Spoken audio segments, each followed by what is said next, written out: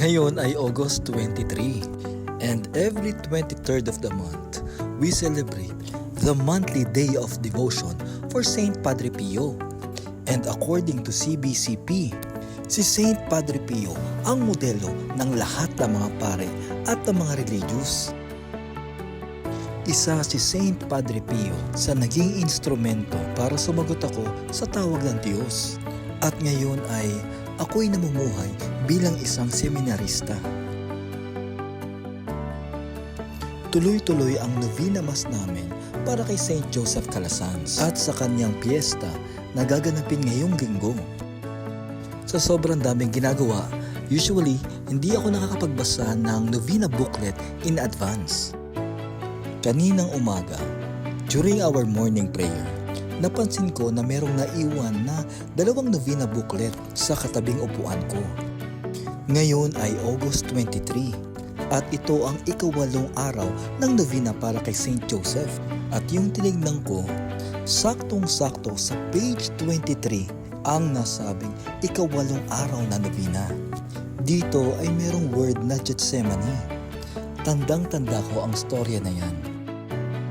Jesus prayed in Gethsemane, expressing His willingness to obey His Father's will.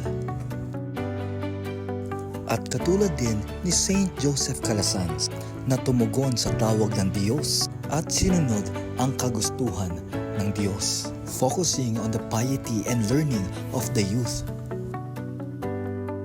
Pagkatapos ng tanghalian ay lumabas kami ng isang brother para magpagupit at doon ay nakita ko ang parehas na mensahe patungkol sa pagsunod sa kagustuhan ng Diyos. Ang nakasulat dito, said Jesus, is to do the will of Him who sent me.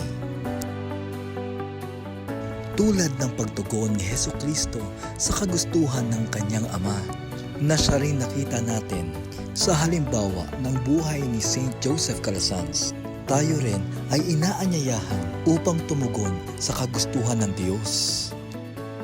Habang tinatapos ko ang pag-i-edit nito, halos natapos ako sa mark na 2 minutes and 30 seconds, nakaparehas ng 23 din. Pati yung baterya ng cellphone ko, 23% na lang din.